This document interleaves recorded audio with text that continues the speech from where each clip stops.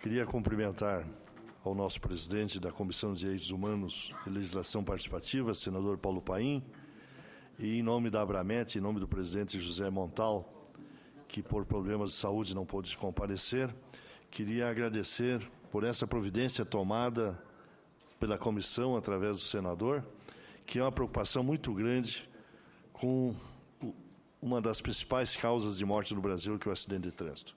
Quero lhe agradecer por nos dar essa oportunidade e aqui essa comissão enriquecida hoje com pessoas ligadas ao DENATRAN, o Conselho Federal de Medicina, a Polícia Rodoviária Federal, o Conselho de Psicologia, enfim, a todos os setores que se preocupam com o trânsito. Nada melhor do que aqui nessa comissão, na Casa Legislativa, no Congresso Nacional, de tratarmos sobre esse assunto. Agradecer o apoio que tivemos também do senador durante a realização do nosso 11º Congresso de Medicina e Acidentes de Tráfego, que foi realizado na cidade de Gramado, que foi coroado de êxito com mais de 1.360 participantes de todo o país do Brasil. Para iniciar, senador, só gostaria de dizer que a ONU calcula que em países como o Brasil, os custos relativos a acidentes de trânsito representam, lamentavelmente, entre 2% a 2,5% do PIB. Portanto, é um investimento que o governo pode atentar e fazer, tentando diminuir o índice de acidentes. Desde meados do século passado, que o aumento da frota de automóveis passou a ser percebida pelos médicos como relevante vetor de agressão à saúde pública. O crescente número de mortos e feridos que dava entrada nos institutos de medicina legal provocou um movimento por eles liderado que resultou na criação da especialidade Medicina de Tráfego, ainda na década de 1960. E medicina de tráfego é o ramo da ciência médica que trata da manutenção do bem-estar físico, psíquico e social do ser humano, que se desloca, qualquer que seja o meio que propicia a sua mobilidade.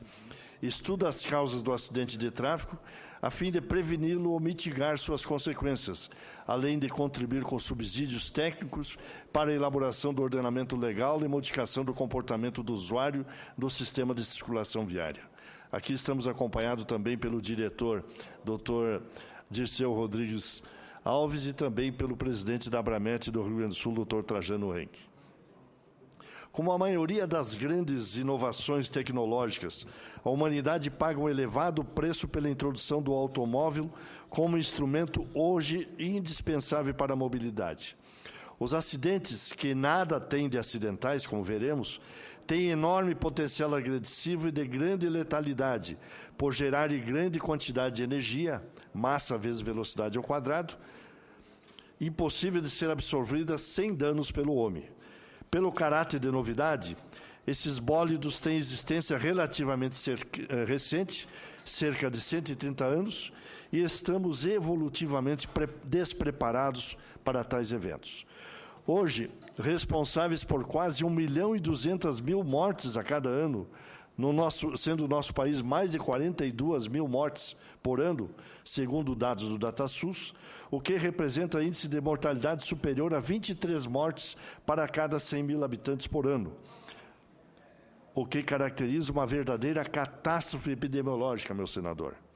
Se comparado a países industrializados como a Alemanha, como a Suécia, como o Japão, a nossa taxa de mortalidade comprova que cada país terá um número de mortos no trânsito que estiver disposto a tolerar.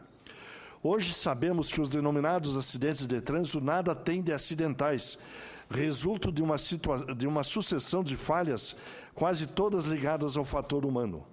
São causas previsíveis e preveníveis, o que permite que metas de redução possam ser estabelecidas, como é o caso da década promovida pela ONU, com ações com esse propósito. Em mais de 90% das vezes, a causa mais importante é o ser humano, que é responsável pelos fatores de risco de maior relevo, como a conjunção do álcool e a condução veicular, as falhas de atenção decorrentes do uso de aparelhos com grande potencial de desviar a atenção, como o uso dos smartphones para telefonar ou teclar mensagens, e outras bugigangas eletrônicas à disposição do motorista. A fadiga, ligada a jornadas excessivas na direção de veículos, principalmente os comerciais, os distúrbios do sono provocados por doenças como a síndrome da apneia obstrutiva do sono, são outros fatores passíveis de controle. Esta é a razão do médico de tráfego estar posicionado na porta de entrada do sistema de habilitação de condutores, o primeiro passo para a obtenção da Carteira Nacional de Habilitação. O médico de tráfego é o responsável pela inclusão das pessoas com deficiência motora, desde que não impliquem riscos para a segurança pessoal ou coletiva dos usuários de trânsito, caracterizando sua aptidão ou não para o exercício de tal função, e prescrevendo as adaptações que tornem segura a direção veicular por esses motoristas. A moderna legislação brasileira foi elaborada levando em conta embasamento técnico na medicina de tráfego. Outro exemplo de importância da medicina de tráfego para a redução dos sinistros de trânsito é a denominada Lei Seca, já na segunda versão, com efeitos espetaculares na redução da morbimortalidade, reduzida em mais de 40% logo após o seu lançamento. Interpretações jurídicas privilegiando o indivíduo em detrimento da coletividade terminaram por atenuar o seu impacto e, infelizmente, o sucesso inicial foi esmaecido. A chamada Lei das Cadeirinhas Infantis é outra vitória brasileira, responsável por grande redução na mortalidade de crianças menores no trânsito, e, a exemplo da Lei Seca, foi elaborada a partir da diretriz científica produzida pela Abramet. A Associação Brasileira de Medicina de Tráfego, a Abramet, conta com 35 anos de atuação buscando a preservação da vida no trânsito ou a mitigação dos danos gerados pelos acidentes de trânsito. E continua empenhada em formar especialistas em medicina de tráfego em nível de excelência, profissionais com capacidade e competência para induzir a formação de uma cultura de paz no trânsito brasileiro. Tarefa que a distribuição altamente capilarizada desses profissionais, distribuídos em vasta rede no Brasil afora, hoje com mais de 10 mil profissionais, das grandes capitais aos rincões mais profundos, por certo, facilitará. Muito bem, esse foi o senhor Juarez Monteiro Molinari, vice-presidente da Abramet, que dá aqui com dados, números, a preocupação de todos nós com os acidentes no trânsito e quais os caminhos. Vamos de imediato para o presidente da Associação Brasileira de Medicina de Tráfego, Abramet, Rio Grande do Sul, senhor Trajano Roberto Afonso Henkel. Bom dia a todos. Agradecimento ao convite do senador participar dessa comissão e apresentar algumas breves considerações sobre o que é a medicina de tráfego em si. Permita ainda, doutor, só para, antes de eu começar, dizer que essa nossa audiência pública está sendo transmitida para todo o país, pela TV Senado, pela internet, pela Rádio Senado e pelo sistema de agência do Senado. Eu sempre digo que, no mínimo, 2 milhões de pessoas estão assistindo essa audiência pública. Toda segunda-feira pela manhã, esse é um espaço privilegiado para debate de temas relevantes. E esse, sem sombra de dúvida, né, em defesa da vida, merece esse espaço. Então, não é tanto a presença dos senadores aqui. Os senadores estão no plenário, mas o Brasil está assistindo esse debate no plenário e nos gabinetes, né? Então, é importante que vocês entendam que essa audiência pública ela tem uma repercussão nacional e parabéns pela presença aqui em massa de todos os convidados. Muito obrigado.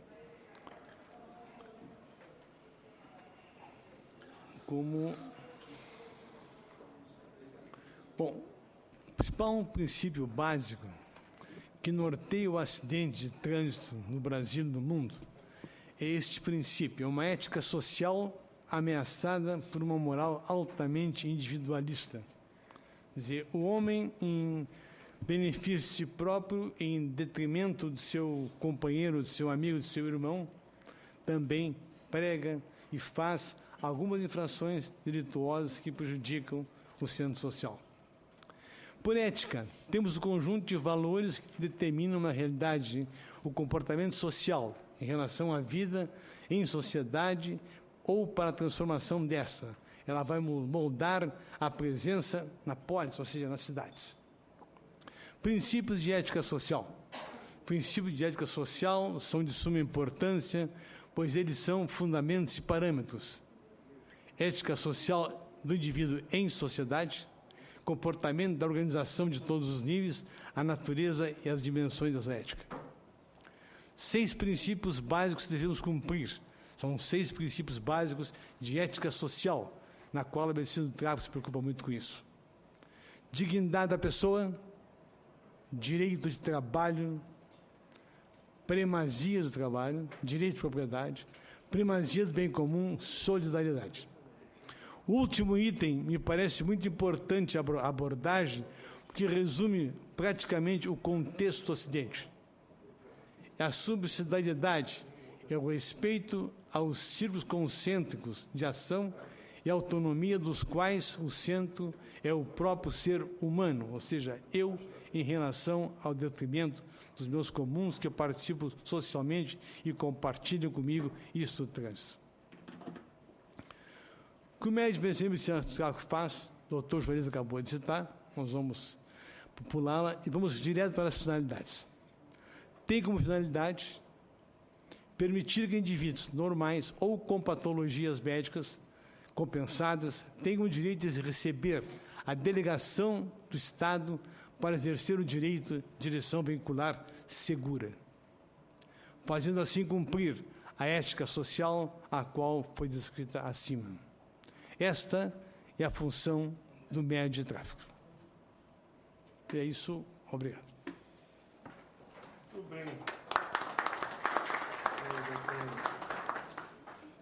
Dr. Trajano Roberto Afonso Henken, que é presidente da Associação Brasileira de Medicina do Tráfego, Abramet, Rio Grande do Sul. Agora vamos ao Dr. Dirceu Rodrigo Alves Júnior, diretor de comunicação da Associação Brasileira de Medicina de Tráfego, Abramet. Perfeito. Olha, viemos aqui para conversar sobre um assunto que está nos assustando de muito tempo.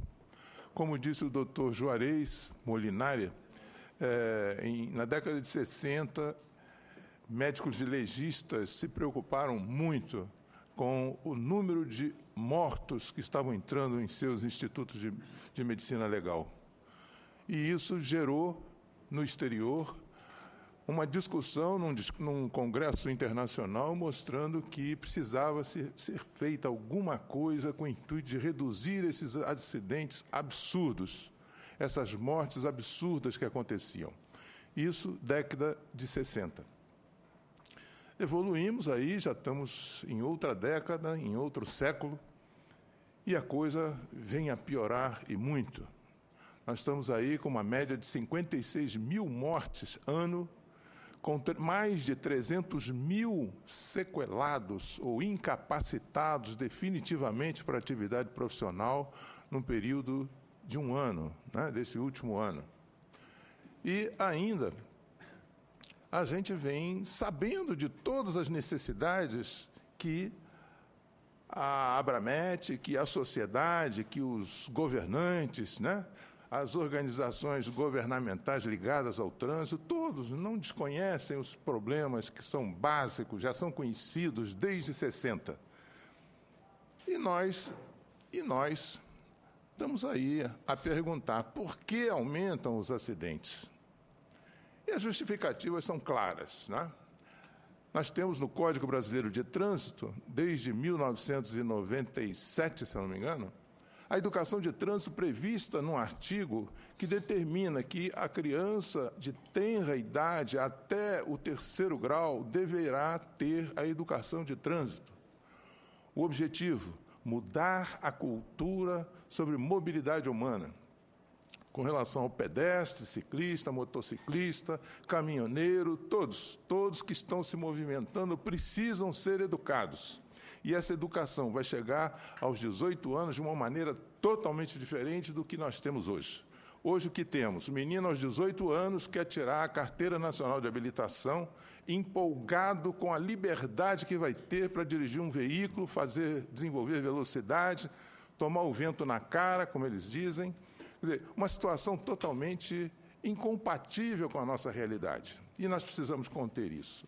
A outra coisa é, aos 18 anos, ele entra no curso de formação de condutores e aprende a fazer o carro andar, pura e simplesmente. Nada lhe é ensinado com relação à medicina, ao trânsito defensivo, como sair de situações de risco, como evitar, como fugir às adversidades que ele vai encontrar no dia a dia. Ele não sabe dirigir de dia, ele não sabe dirigir à noite, ele não sabe usar a iluminação do veículo, ele não sabe fazer uma ultrapassagem na rodovia, ele não tem nenhum conhecimento básico de se defender. E, além disso, esse curso, eu, por exemplo, fiz o meu curso em 1968. Nunca mais fui chamado para fazer uma educação continuada. Tem certamente uma gama de defeitos na direção veicular, de postura, de me conduzir, de não conhecer as resoluções, de não conhecer as leis, de não conhecer as sinalizações que surgiram de lá para cá. E, no entanto, ninguém me chama para fazer uma reciclagem, uma educação continuada. Além disso, a fiscalização precária, né, com recursos humanos restritos, incapaz de fiscalizar 70 a 80 milhões de motoristas que existem nesse país. É uma incapacidade que a gente tem que entender que não precisamos ter tantos, mas se nós estivéssemos educando, nós teríamos necessidade de nenhum fiscalizador de rua. Além disso, e é importante, a fiscalização gerando na população o arrecadar dinheiro para as prefeituras, né? É uma maneira de se multar e se conter, se repassar para a prefeitura um dinheiro grande e que não sabemos para onde vai esse dinheiro, que deveria ser aplicado na educação de trânsito. E ainda as multas, né? Que são irrisórias, né? A hora que nós estivermos mexendo no bolso do nosso cidadão, nós vamos sacudir a cabeça. Do bolso se sacode a cabeça e se vê que está se cometendo erros e que estão mexendo no bolso dele. E ele certamente que vai restringir esses absurdos que está cometendo. Além disso, o aumento da frota, né? Nós estamos aí aumentando a frota de uma maneira absurda, principalmente com relação às motocicletas, que é o veículo mais perigoso que nós temos nas nossas vias. Essas motocicletas estão gerando acidentes e que está chegando a 27% dos nossos óbitos no trânsito. Então, é um absurdo que nós estamos cometendo. E o pior, não ampliamos vias, não arranjamos espaços para que esses veículos possam transitar. Leis, resoluções conflitantes, né? Nós não podemos entender que, por exemplo, o motociclista com o capacete, com a queixeira, com a viseira, protegendo essa face, né?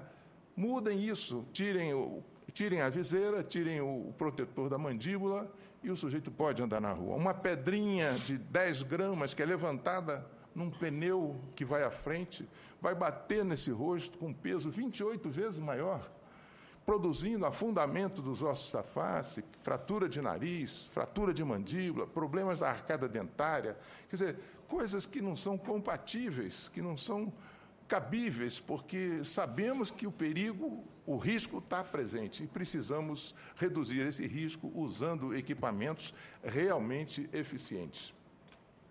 A velocidade, né? A velocidade é um fator importante e é o principal motivo dos nossos acidentes graves, lesões graves que chegam aos nossos hospitais e que nos assustam e muitas vezes não conseguimos reabilitá-los. Álcool e drogas é a coisa muito falada hoje, né? Álcool principalmente, né? Quando se faz a blitz do álcool, mas infelizmente as drogas não estão acompanhando essa fiscalização do álcool. A fadiga e o sono, exemplo de efeito de lei conflitante. Lutamos aqui, na Câmara dos Deputados, pela redução do tempo de exposição desse homem, que é o caminhoneiro profissional do volante, em termos de reduzir esse tempo de exposição de trabalho, porque ele estava sujeito a risco, fatores de riscos muito importantes que iam gerar doenças ocupacionais, incapacidades temporárias e incapacidades definitivas. Reduziria o custo do nosso SUS, reduziria o custo do trabalho da saúde em cima disso. E, além disso, as desatenções, não é? Hoje, todos nós estamos usando o celular na direção veicular, hoje nós temos a televisão dentro do carro, nós temos o GPS, nós temos um monte de tecnologia que tira a atenção, que distrai o motorista. E 3 segundos de distração é motivo de uma colisão, de um atropelamento, de uma morte. A Abramet preocupada com a doença. Essa é uma doença, o cara está na rua, é motorista, é pedestre, e, de repente, ele entra no meu hospital todo quebrado, né? Com múltiplas fraturas, um politraumatizado. Ele passou de um sujeito saudável para um doente grave, gravíssimo. E, por isso, nós estamos preocupados com a doença epidêmica que existe no nosso trânsito, que é negligenciada pelas autoridades. Ainda, as contribuições da medicina de tráfego já foram comentadas pelo doutor Molinari, as diretrizes, os simpósios, seminários, congressos, educação continuada, atuando na mídia de maneira expressiva, com o intuito de sensibilizar a sociedade, mostrar à sociedade uma necessidade de garantir a sua vida, de preservar a sua vida. E, logicamente, a família, né? Protegendo seus filhos, suas crianças. Além disso, colaborando com o poder público, muitas contribuições a Abramet tem dado ao poder público. Uma delas é a lei seca, que partiu de lá. A outra, da cadeirinha, que partiu lá da Abramet, né? E outros trabalhos que a Abramet tem executado, que têm chegado ao poder público e sido aceito e sido usado por eles. A proliferação das ideias de preservação da vida que temos feito nas universidades brasileiras, nos sindicatos, nas ONGs, nós estamos atuando no fim da linha, estamos atuando na cabeça, né, dos adultos, para que isso seja disseminado, eles sejam multiplicadores da proteção à vida que nós precisamos fazer chegar às crianças, já que o Estado não fornece das crianças para os adultos. E ainda, estudos, pesquisas, trabalhos com outras organizações, tudo isso tem sido feito com o intuito de implementar essa ação.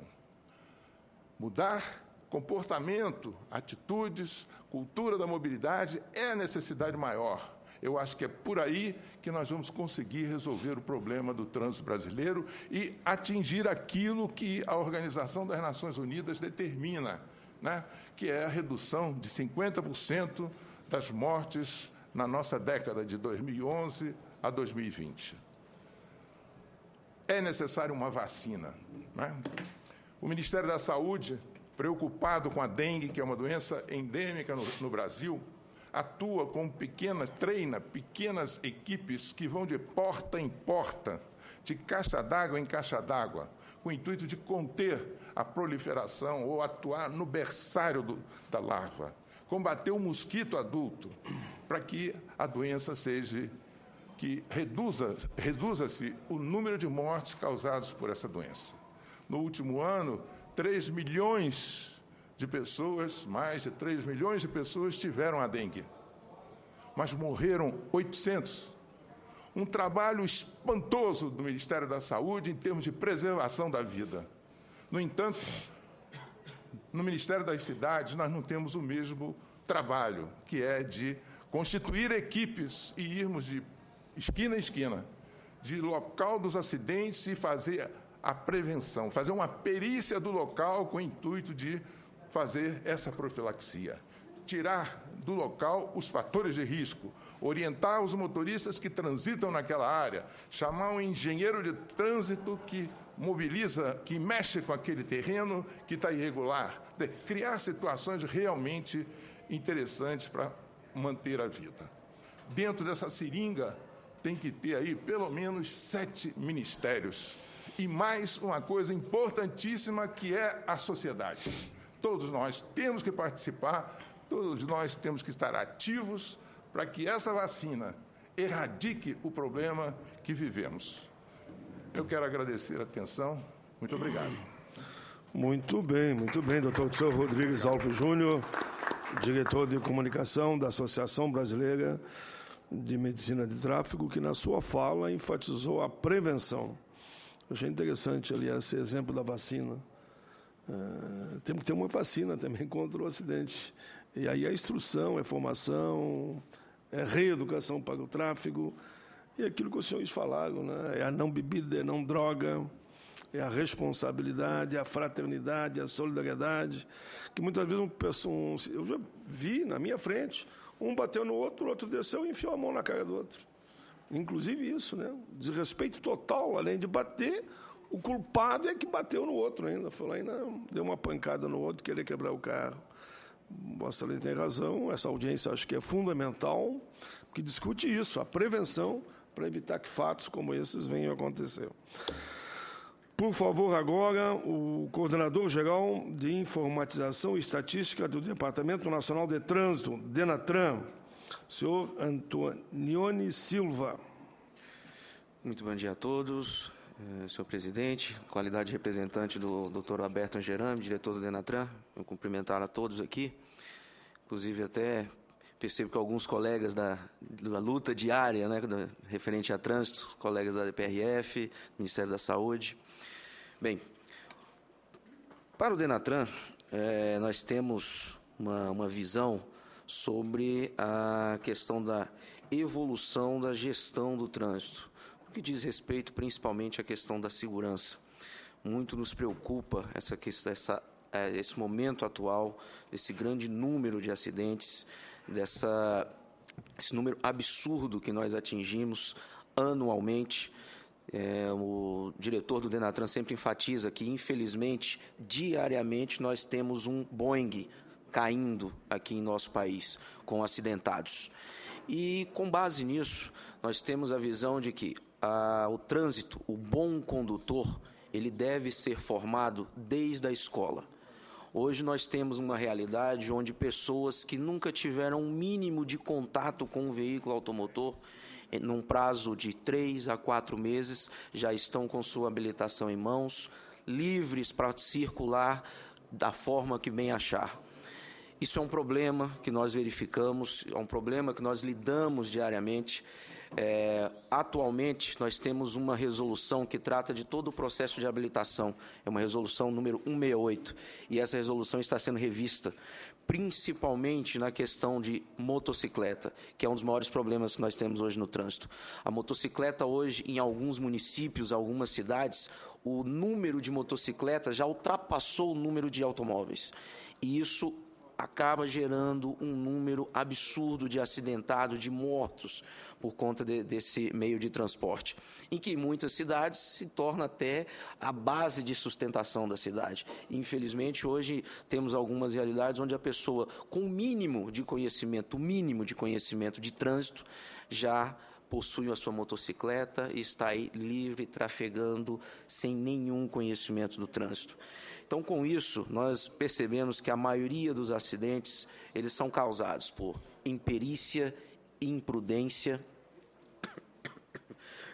e falta de fiscalização. A imperícia, nós temos que trabalhar, como eu já havia dito, entendo que desde a escola, o cidadão, quando chega aos seus 18 anos, ele já deve ter uma base de trânsito, um conhecimento de trânsito, ele já deve ter um iniciamento para que chegue ao ponto de entrar em um veículo e conduzi-lo pelas nossas vias. Hoje estamos implantando, como obrigatório, agora em 2016, a questão do simulador, que na nossa visão é algo que vem a contribuir muito com a educação do trânsito. O simulador ele passa a ser obrigado e onde entendemos que principalmente esses condutores que eu falei que não têm o mínimo de conhecimento de que é um veículo, já terão uma preparação um pouco maior até chegar ao ponto de entrar em um veículo e sair circulando em nossas vias. Bem, a questão da imprudência nós tratamos com fiscalização. Hoje foi feito um levantamento pela CET em São Paulo, onde menos de 1% dos infratores são devidamente autuados e punidos. Menos de 1%. Cria-se a visão da impunidade. Muitas infrações hoje que, para nós que lidamos com o trânsito, deveriam ser punidas com um determinado rigor, para muitos brasileiros, infelizmente, são vistas como coisas pequenas, coisas que não tem problema nenhum, pode continuar fazendo. Isso é um problema, envolve a fiscalização disso daí. Quer dizer que menos, eu só quero enfatizar, porque eu acho que é importante, como alguns que o doutor depois vai reafirmar aqui, menos de 1% responde pelo ato cometido no trânsito. Exatamente, exatamente. É um número absurdo, mas infelizmente essa é uma realidade. Com isso,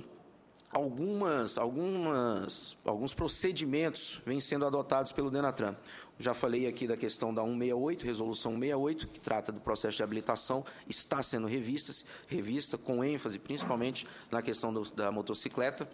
Outros instrumentos também estão sendo trabalhados, como, por exemplo, o aumento da segurança do veículo.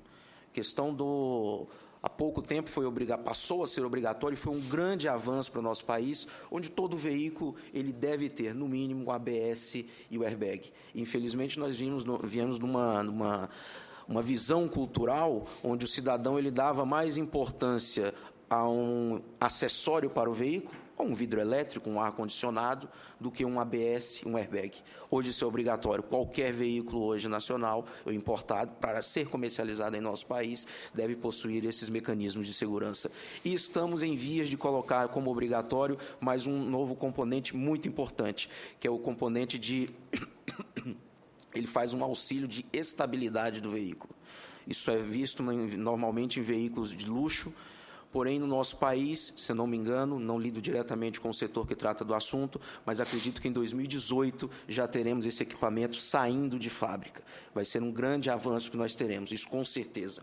Bem, outro ponto importante que deve ser ressaltado é a questão dos ciclomotores. Ciclomotores em nosso país, até então, ainda mas era um problema muito maior de ser trabalhado. Principalmente nos interiores, o ciclomotor ele era visto como um veículo que você não precisava nem de habilitação e muito menos licenciá-lo. Veículo desprovido de qualquer item de segurança e o condutor desprovido de qualquer conhecimento de trânsito. Com a mudança da lei que foi publicada há pouco tempo, a responsabilidade de registro desse veículo passou a ser dos DETRANs. Com isso, qualquer ciclomotor em circulação em nossas vias deve estar devidamente licenciado, emplacado e o condutor habilitado. Já é um grande avanço que nós vamos ter, principalmente para a facilitação da questão da fiscalização. A fiscalização ficava de mãos atadas com esses veículos e que circulam em um número absurdo em nosso país. Bem, outro ponto importante é a questão das campanhas. O DENATRAN ele tenta agir de uma forma mais abrangente na questão de campanhas, porém, por questões estruturais, nós não conseguimos avançar mais. Mas entendemos que campanhas de trânsito, campanhas de segurança de trânsito, elas devem ser diuturnas. Elas têm que ser aplicadas constantemente. Um número muito importante. No estado de Alagoas, no último carnaval, nós não tivemos nenhum acidente com óbito. Nenhum. Por conta de campanhas que foram feitas de forma incisiva, por conta da fiscalização que foi feita, o DETRAN, junto com as polícias do Estado, aplicou um trabalho muito rigoroso de fiscalização durante esse período e o resultado veio. Mas nós devemos ter essas aplicações, esses trabalhos, somente em grandes feriados?